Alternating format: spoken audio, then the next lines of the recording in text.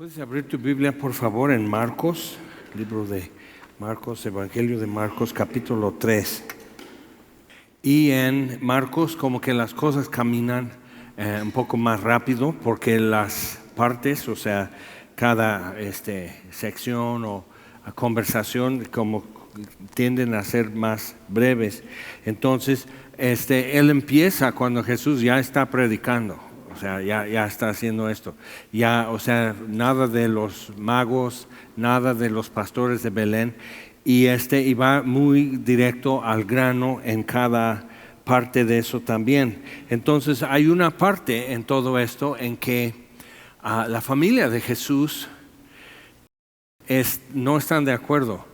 Y pero aparte, o sea, ellos venían de Nazaret hasta Capernaum para llevárselo.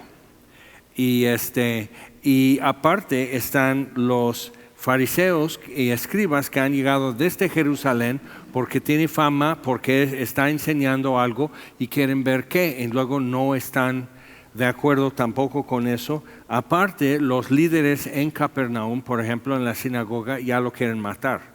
Entonces, pues está fascinante esto, ¿no?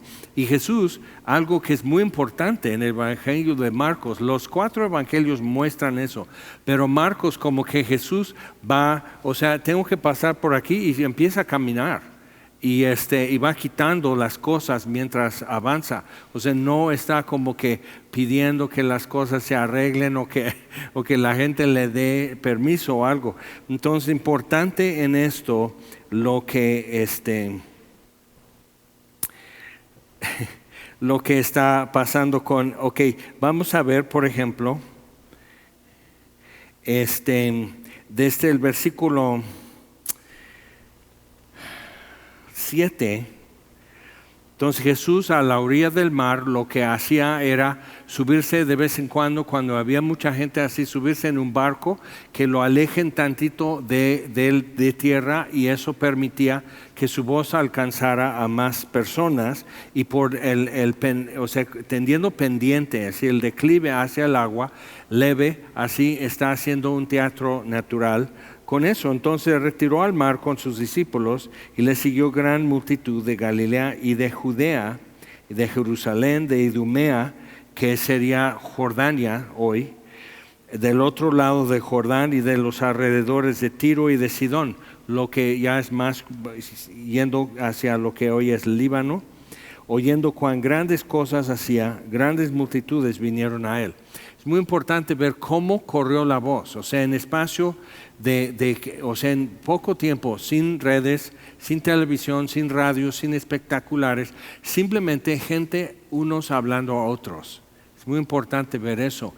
Se ve que en menos de 30 años, después de la muerte y resurrección de Jesús, por ejemplo, ya estaban iglesias establecidas en Alejandría, lo que es Egipto, estaban en Roma, o sea, en todas partes donde se podía alcanzar. Y los apóstoles, algunos estaban yendo al oriente, a lo que es Irán, Persia, Irak, y así, o sea, estaban llevando el evangelio. Y lo sabemos porque encontraron papel maché, máscaras de papel maché hecho con papiro en Egipto. Entonces, al tratar de ponerle fecha a eso, están viendo, porque normalmente pues es algo viejo, como periódico viejo. Entonces están viendo, y por el estilo de lo que está escrito, el estilo de letra, el vocabulario como idioma va evolucionando. Ya pueden decir si es la versión de Reina Valera 60 o 1909 o hasta en latín. Entonces, o sea, viendo eso, se dan cuenta que eran fragmentos de que habían copiado ya los evangelios, y toda la epístola de Romanos, todo eso está así. O sea, así se difundió. Alguien se sentaba a copiar eso para transmitir, no solo de su boca, de su propio testimonio, pero hacer eso llegar más lejos. Eso es importante, ver que eso es con oposición, sin recursos realmente, sin facilidad de moverse y facilidad de transmitir eso, no lo podían llevar a Red Pack o DHL o algo, y así una caja de 100 Nuevos Testamentos o algo, eso hubiera sido una maravilla para ellos. Entonces, a mano hacer todo eso y a mano transmitirlo, a mano hacer. Entonces es importante para nosotros ver que lejos de ser todo aquello que serían obstáculos y limitantes, no les limitó. Entonces nos lo ponemos para nosotros, decimos, bueno, entonces no hay problema. Estábamos platicando antes de la reunión y para un evento alcance en un municipio hacen lo que se llama papachova, que es de náhuatl, es darle una papacha a papacho, y lo hacen en el DIF y es para gente mayor. Entonces con las abuelitas están pues haciéndole masajes, haciéndole manicure, pintando sus uñas, escuchando sus penas, platicando, orando, riéndose, llorando, todo eso. Y también van a estar los abuelos en esto, entonces todo el proyecto, y entonces son alrededor de 100 en total, como 60 y tantos abuelitas y 30 y tantos abuelitos. Y pues es un buen, ¿no?, de gente que atender y todo, y no alcanza gente para atenderles. Y entonces estaba recordándole a Rolando, digo, ¿te acuerdas la primera vez en Tierra Alta? 900 jóvenes chiflando y aullando, formados pero fuera del auditorio, chiflando y aullando, y yo así. Y había una puerta detrás del escenario, esa puerta está cerrada, o sea, tiene seguro. O sea, si se pone, porque tenían su arco para iluminación y todo, pues yo me subo y me siguen como changos. Entonces, si eso se pone muy así, era la primera vez, si eso se pone muy complicado, ¿a dónde? Pues yo por aquí, ya me pierdo en la noche en todo lo que es Tierra Alta. Y eran para hacer todo el rally y todo eso, y entablar pláticas a la hora de comer y cenar y todo eso, y tratar con ellos. Éramos como 8 para 900, y eso entonces le toca de a ¿cuántos? A cada uno. Entonces dije, lo hacemos mejor cuando de plano es ridículo y está totalmente fuera del mapa, fuera de radar, totalmente de otro planeta, querer hacer algo. Es cuando estamos más o menos con las cifras óptimas, ideales para hacer todo eso. Tenemos bonitas mesas, bonitas sillas, tenemos todos los esmaltes para uña, tenemos todo. Entonces es ahí donde entonces algo va a fallar. ¿Por qué? Porque ya estamos así y no queremos molestarle a Dios y quitarle tiempo, dependiendo y confiando en Él y esperando que Él abra las puertas, que mueva las montañas. Entonces va a ser interesante. ¿Es que la próxima semana? Sí. Pero son tan excelentes tiempos. Una vez una abuelita, ¿dónde fue? En Mazatepec. Así estaban haciendo eso. Pone su teléfono y está todo así conmovida y habla, creo, a su nieta. Dice, tienes que venir, te hace falta. O sea, escuchar. Oran por ti, platican, escuchan, conocen tu historia, es toda una cosa. O sea, es mucho más ser todos anónimos y predicar un sermón, hacer un llamado y ya. Eso es como hacer tortillas así de máquina. Pero cuando es sentarte enfrente de alguien 20 minutos y platicar y escuchar y hacer todo eso, pero ¿cómo se va a hacer? ¿Quién sabe? Entonces, pero viendo eso, o sea, Jesús empezó o sea, ¿qué es esta multitud? Seguimos leyendo porque dices, pero no podían, o sea, literal, no era como Jesús, como vimos con el paralítico sentado en casa, un pequeño estudio bíblico en casa, unas 20, 30 personas, y la señora saca y hizo chocolate o atole o algo así. Pues está fuera de lugar totalmente, es absurdo.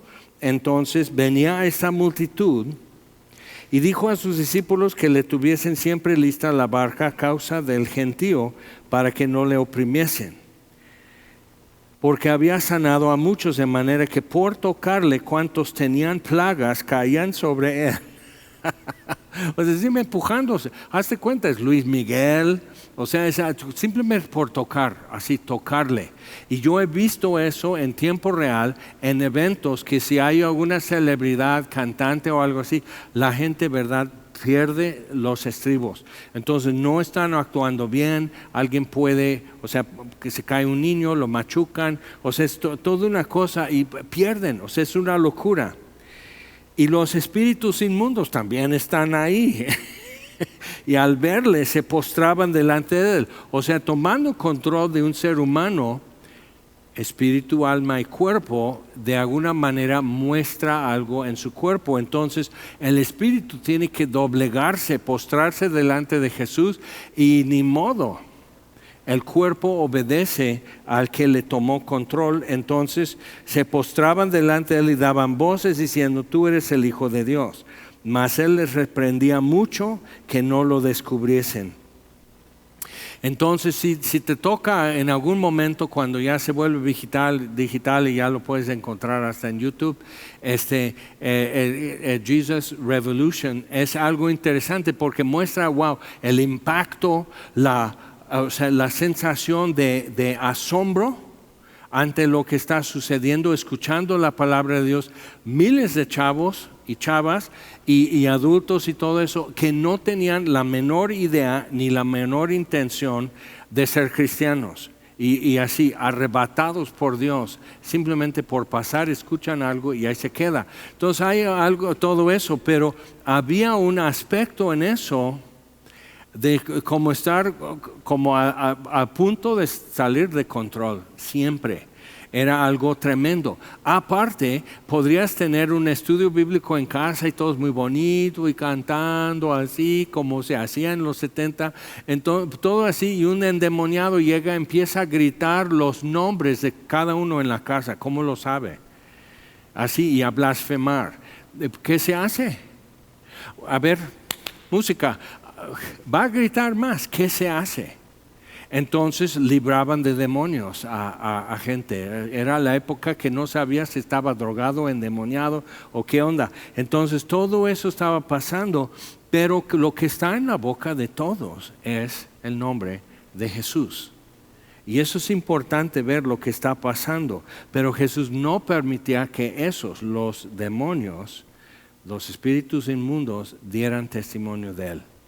Porque son mentirosos. Entonces, un mentiroso, aunque diga la verdad, lo toman como mentira. Después subió al monte, llamó hacia los que él quiso y vinieron a él. Interesante, eso es importante. No los que quisieron, sino los que él quiso. Acuérdate de eso cuando Dios te dice: tú esto, tú ve allá, tú ven. O sea, cuando Dios empieza a movernos y dirigirnos y todo eso, no es que si tú querías, o si en tu examen vocacional ya te dieron que tú eres bueno como para administración de empresas, y Dios dice: pero sabes que aquí en mi reino lo que vas a hacer es esto. Vas a estar volteando tortillas en un comal toda la mañana para dar de comer a la gente. Pero es que yo estudié una licenciatura y hasta maestría. Qué bueno, te felicito. Las tortillas ya se están quemando. Entonces, o sea, es lo que él quiso. Y empiezan a descubrir que lo que él quiso era bueno. Entonces les dio autoridad y entonces da los nombres de los 12. Interesante ver el apodo que pone a Jacobo y Juan, porque siempre tenemos a Juan como medio que come más soya que carne roja o algo así. Entonces Juan y Jacobo, y él les pone el apodo hijos del trueno, y que no eran tan fresa como muchas veces en los cuadros religiosos y todo eso, un poco recios y hasta sin piedad. Versículo 20, y se agolpó de nuevo la gente de modo que ellos ni aún podían comer pan. O sea, ahí se sientan nomás así, hasta un tentempié, ni sentados, simplemente así. Y la gente diciendo: 2 minutos. Pregunta a cualquier pastor: ay pastor, 2 minutos. 20 minutos después apenas si estás llegando al modo de aterrizaje para ver y orar por la persona. Nunca 2 minutos es una cantidad que no existe. Entonces, ni tenían tiempo para comer pan. Es el creador del universo hecho hombre. Y la creación está a sus pies. Y está jalando su manga. Y están vacíos, están atormentados, están acongojados, tienen hambre, tienen dolor en su cuerpo, tienen muchas cosas. Entonces, pero es el creador del universo. Y el universo realmente sí gira alrededor de él. Pero, dice, cuando lo oyeron los suyos, vinieron para prenderle porque decían está fuera de sí. Jesús era el único coherente. Ok, ve, todo eso está pasando, la gente así trepándose uno sobre otro solo para poder tocarle, la gente, o sea, el maltrato a los muebles entrando en la casa ahí en Capernaum y así amontonada la gente y luego abriendo el techo para bajar el paralítico y sin preocuparse ¿de quién es la casa? Pues mira, vamos a tomar una ofrenda para reparar el techo. No. O sea, no, todo gira alrededor de Jesús y Jesús está tranquilo. Pero los suyos, su familia dice, no, está fuera de sí. No, el universo está fuera de sí. El universo está esquivado y por eso todo marea. Pero Jesús no está mareado, ¿te das cuenta? Entonces, seguimos leyendo. Dice, pero los escribas tenían otra explicación. Que habían venido de Jerusalén, decían que tenía a Beelzebú y que por príncipe de los demonios echaba fuera los demonios. Beelzebú era el Beel o Baal, es señor de las moscas y era una manifestación de uno de los dioses cananeos y señor de las moscas pues es la santísima muerte, ¿ok? Porque las moscas son como las almas de los muertos. Entonces se disipa en el universo el alma mientras el cuerpo se descompone. Bonita religión, ¿verdad? Dices, órale. Entonces, o sea, es por Beelzebú. Es por la santísima muerte que hace eso. Entonces, habiéndolos llamado, les decía en parábolas, fíjate, o sea, ahí andan hablando de Jesús, dice, ven, tú, y trae a Rubén, y trae a Leví, vengan. A ver, vamos a aclarar esto porque están diciendo tonterías, y es muy serio como va a explicar en un versículo más. Dice, si su reino, dice, ¿cómo puede Satanás echar fuera a Satanás? Si un reino está dividido contra sí, tal reino no puede permanecer. Y si una casa está dividida contra sí misma, tal casa no puede permanecer. Y si Satanás se levanta contra sí mismo y se divide, no puede permanecer, sino que ha llegado su fin. Ninguno puede entrar en la casa de un hombre fuerte y saquear sus bienes si antes no le ata. Y entonces podrá saquear su casa. Y luego ya tenemos esto de que vamos a atar esto y atar todo, atar los chismes y digo, ¿así? ¿Vas a atar chismes? A ver, quiero ver cómo es esto. Y que ya no hay chismes porque ya están todos amarrados y abultados allá. Entonces, o sea, pero eso es cómo, o sea, ¿quién puede saquear la casa? El que es más fuerte. Y Jesús está echando fuera los espíritus inmundos. Entonces, ¿quién es más fuerte? De cierto os digo que todos los pecados serán perdonados a los hijos de los hombres y las blasfemias cualesquiera que sean. Y eso es buena noticia para nosotros. Pero cualquiera que blasfeme contra el Espíritu Santo no tiene jamás perdón, sino que es reo de juicio eterno. ¿Por qué sería? Porque Jesús ya en Juan 14 dice, el Espíritu no habla de sí mismo, sino revela a Jesús. Su deleite es dar a conocer a Jesús, el Verbo de Dios. Y el deleite de Jesús es dar a conocer al Padre. Y el deleite del Padre es mostrar su Hijo al mundo y dar su Hijo al mundo para salvar. Entonces, viendo así en la Trinidad, pero es eso, el Espíritu, o sea, si no honras a Jesús, dice, no me honras a mí, y si me deshonras, deshonras a mi Padre. Y si me honras, estás honrando a mi Padre. Pero nunca está reprochando porque no honran al Espíritu Santo. Pero deshonrar al Espíritu Santo es grave. ¿Por qué? Porque es el que en el mundo está testificando de Jesús. Entonces, si tú blasfemas o si tú dices es vil mentira, Es inmundo lo que estoy oyendo y viendo. Por ejemplo, un sermón. O sea, entonces sí es grave eso, porque entonces, ¿cómo puedes recibir el testimonio? Para aclarar esto un poco más, porque luego suele suceder que alguien pues anda como sintiendo que Dios está lejos. Dios no está lejos, pero siente que Dios está lejos, Dios no me oye, y todo eso. Yo creo que cometí el pecado imperdonable. Número uno, si te preocupa que has cometido el pecado imperdonable, no lo has hecho. Habrás pecado en algo, pero no has cometido eso porque te preocupa. O sea, tienes ansiedad. Pero vamos a 1 de Juan, capítulo 5, para aclarar eso, o sea, desde otro enfoque.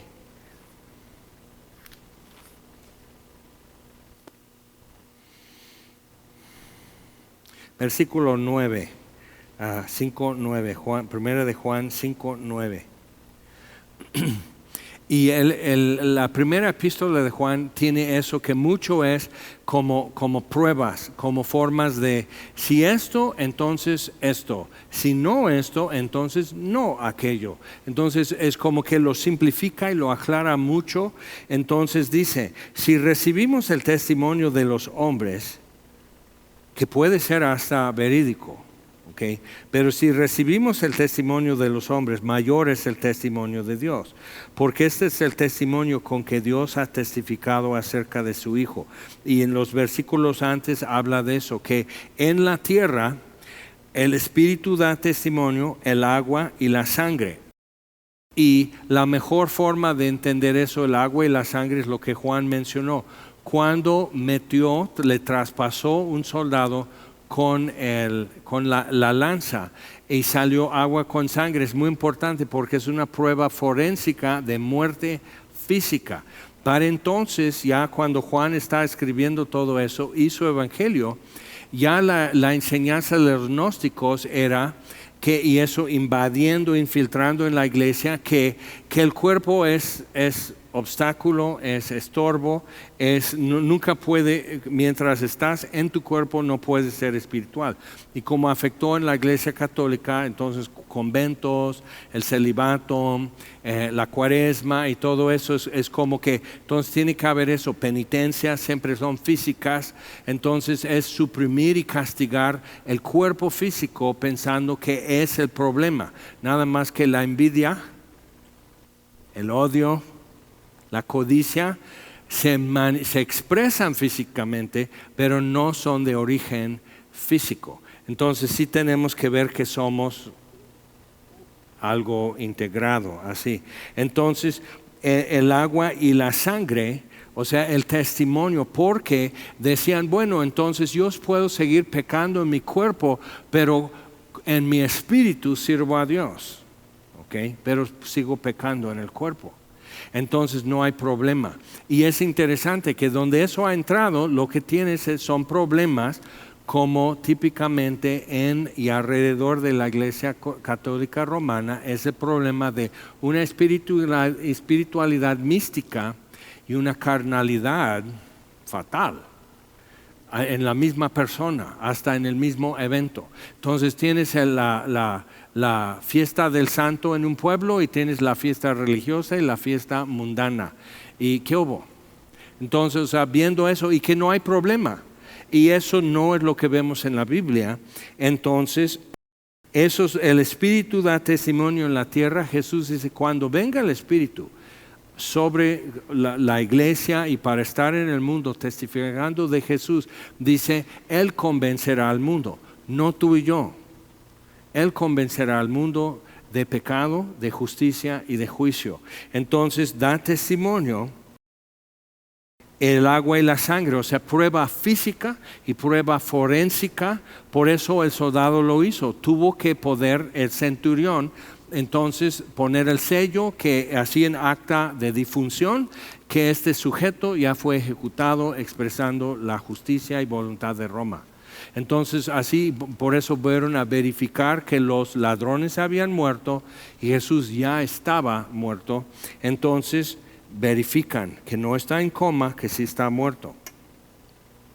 Entonces el que cree, versículo 10, en el Hijo de Dios tiene el testimonio en sí mismo. ¿Por qué?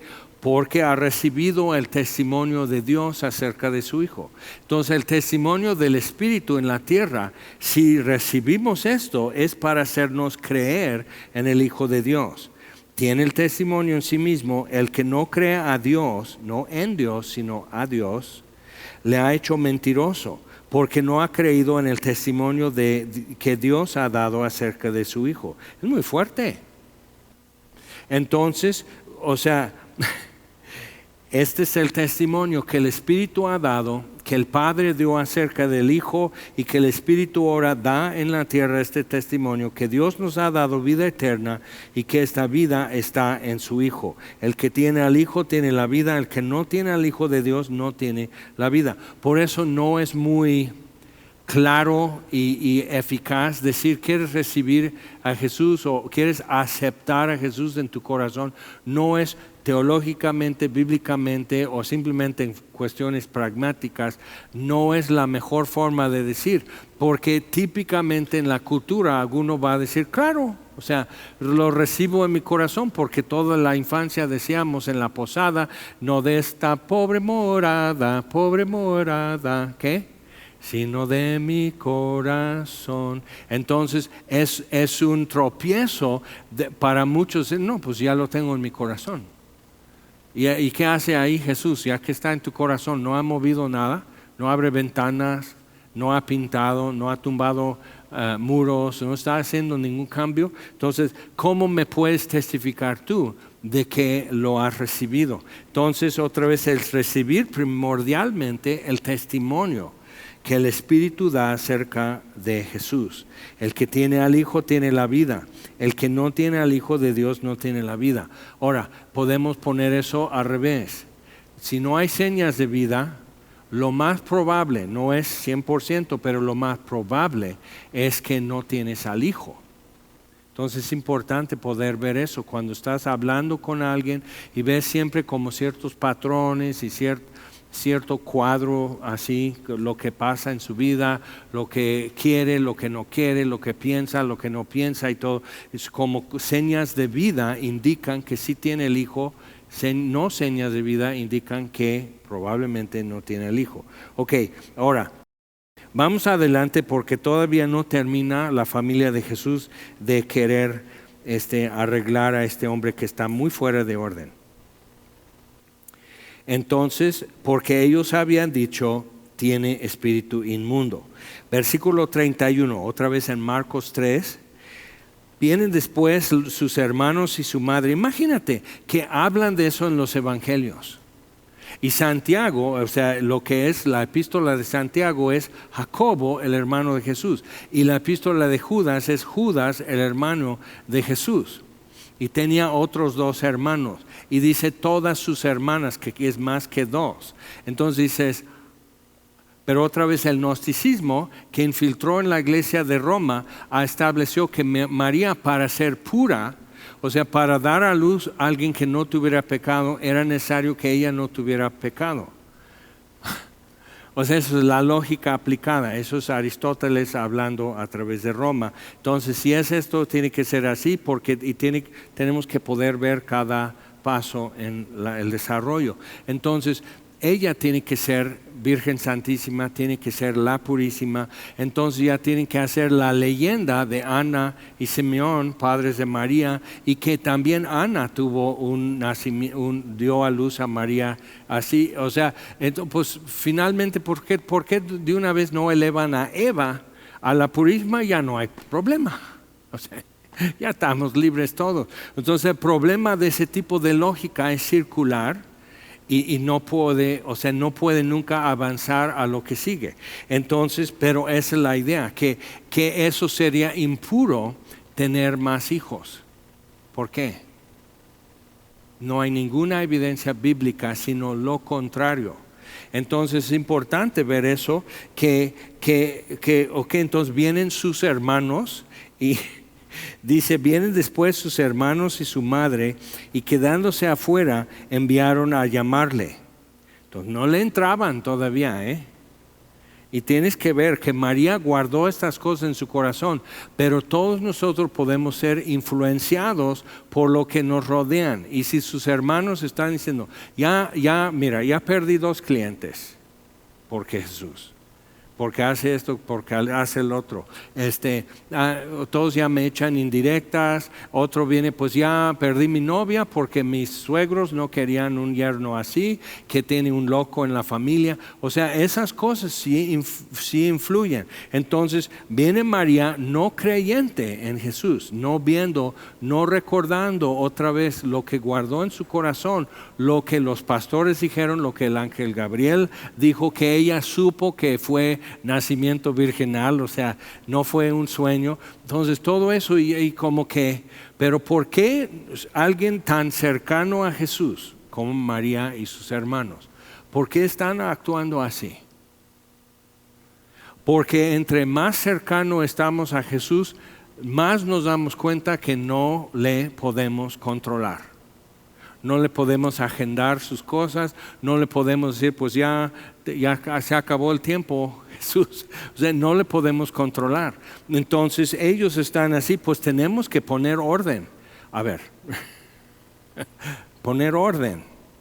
Al que sustenta el universo por su palabra de poder. O sea, Él está sustentando todo eso. Él está garantizando que ellos puedan seguir con el habla y estar discutiendo alrededor de la mesa. ¿Y qué hacemos acerca de Jesús? Y María, pues no sé, siempre ha sido bueno, mi hijo. No sé por qué ustedes están enojados. No, pero qué vergüenza, mamá. Y todo eso está pasando y hay, o sea, pero Él está manteniendo su capacidad de discutir. Y de enojarse inclusive. Y Él mantiene las vigas del techo. Hubiera sido más fácil simplemente el hacer así. Y se va al techo y ya pueden los amigos del paralítico bajarlo. ¿Por qué complicar tanto todo esto? Pero otra vez, ahí está. Enviaron a llamarle. Versículo 32. Y la gente que estaba sentada alrededor de Él le dijo. O sea, ve todo el disturbio que eso causa. Están afuera, pasan así, dicen, es que está su mamá y están sus hermanos. Ok, pues dile. Entonces, fila por fila, van pasando. Entonces, por fin los que están cerca de él sentados dicen, he aquí, vienen a buscarte, maestro, que vamos, están afuera y te buscan. Él pudo haber dicho, pues diles que en 40 minutos ya acabamos.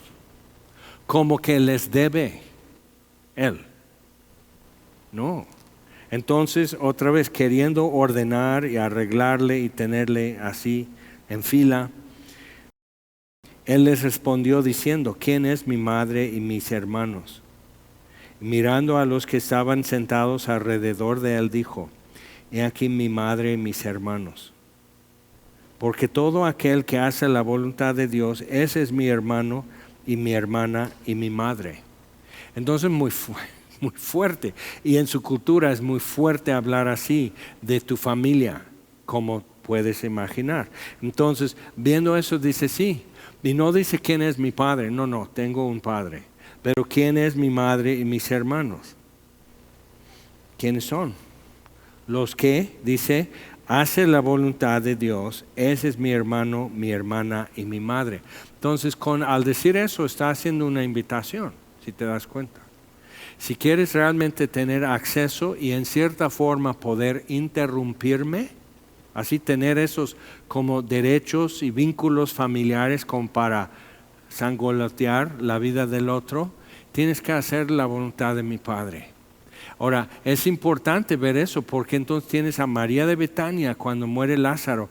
Ella sí le movió, le sangoloteó, se tira a sus pies y en su congoja y duelo dice, si hubieras estado aquí mi hermano no habría muerto.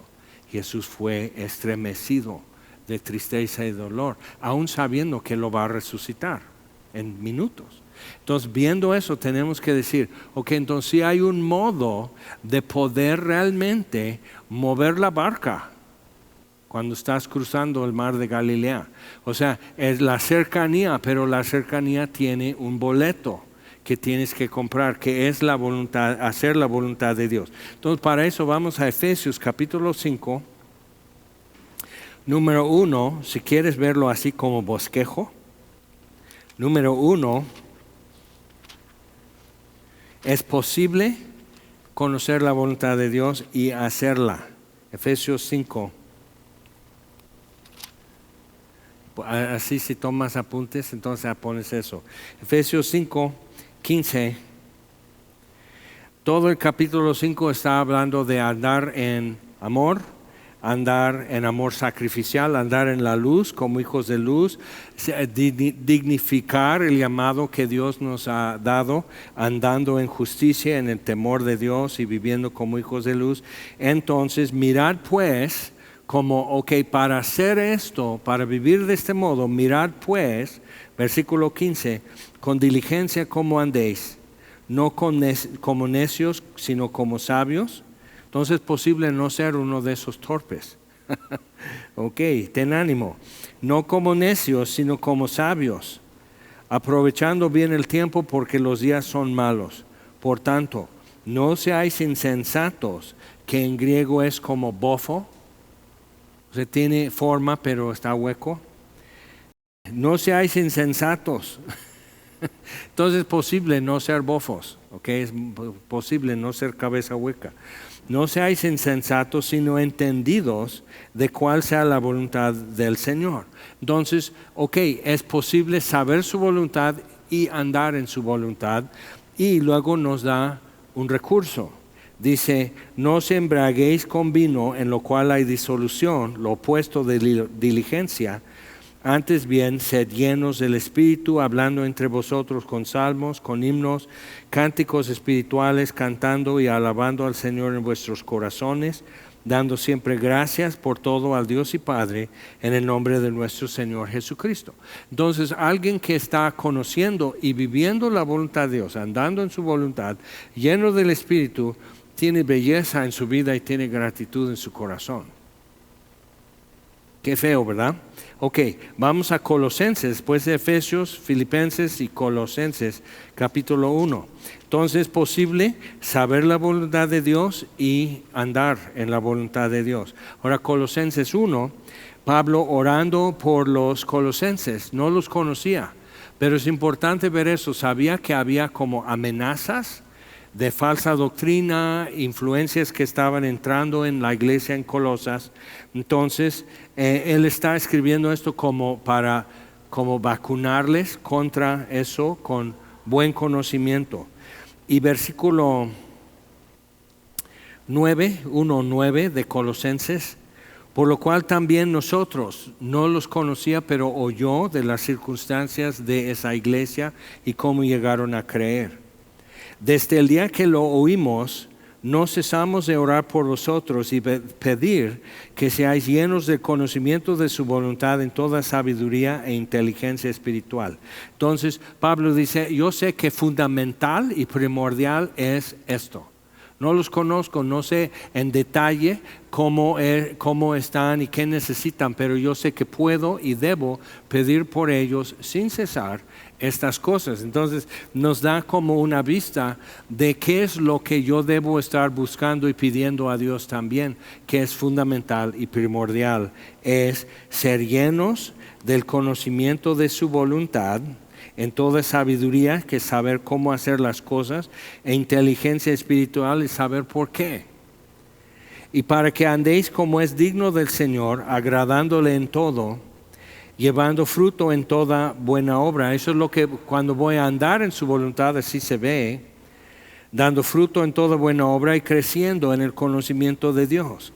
Alguien que dice, es que yo no conozco, es que esto y que no entiendo y todo. Siempre he visto eso, que gente que nunca sabe la voluntad de Dios para cualquier circunstancia de su vida, es alguien que no busca a Dios en su palabra. Usa la Biblia como un recetario, simplemente pues cómo se hacen chilaquiles o cómo hago enchiladas verdes. Entonces es simplemente como para sacar de ahí algo para hoy que necesito, pero no para conocer a Dios. Entonces es vital eso, poder decir, entonces andar digno como del Señor, agradándole en todo. ¿Cómo voy a saber si le agrado si no le conozco? ¿Y cómo voy a conocerle si no hago caso a lo que Él dice? O sea, a su palabra. Entonces, creciendo en el conocimiento de Dios, fortalecidos con todo poder, porque si voy a andar en la voluntad de Dios necesito ser fortalecido. Conforme a la potencia de su gloria, otra vez eso ya sin límite, para toda paciencia y longanimidad. Entonces, si es fortalecido conforme a la potencia de su gloria, para toda paciencia, es otra vez paciencia sin límite y longanimidad sin límite. Entonces, cuando pierdo la paciencia, cuando pierdo el largo ánimo para con otros, simplemente es porque no estoy viendo la potencia de su gloria. O sea, el recurso ahí está. Simplemente no quiero, ya me chocaste, ya me caíste mal, entonces me voy a enojar. Ya estoy irritado. Entonces necesitamos ver eso, es que no puedo. Es que lo tienes que hacer, papá. Lo tienes que hacer. Entonces, fortalecidos con todo poder, conforme a la potencia de su gloria, para toda paciencia y longanimidad, realmente nada queda fuera de eso. Y todo puedo entonces cumplir y vivir y andar en eso. Sí se puede. Y no solo eso, como vimos en Efesios, llenos de gratitud, ahora llenos de gozo. Versículo 12. Con gozo dando gracias al Padre que nos hizo aptos para participar de la herencia de los santos en luz.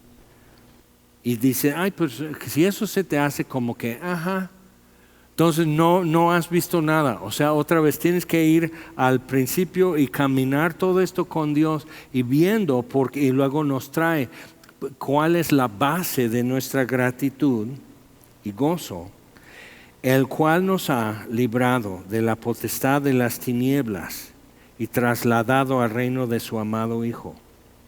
Nos ha rescatado, y potestad de las tinieblas que tenía derecho y autoridad, trasladado al reino de su amado Hijo, en quien tenemos redención por su sangre y el perdón de pecados.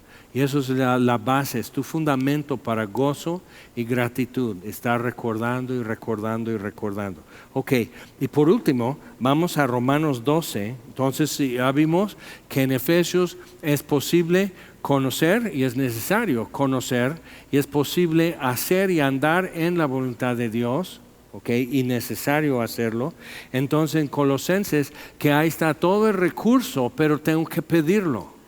Pero nos describe qué es todo el recurso que hay para no solo llenos de conocimiento de su voluntad, sino llenos de sabiduría espiritual y inteligencia espiritual. Saber cómo hacer lo que tengo que hacer y saberlo por qué.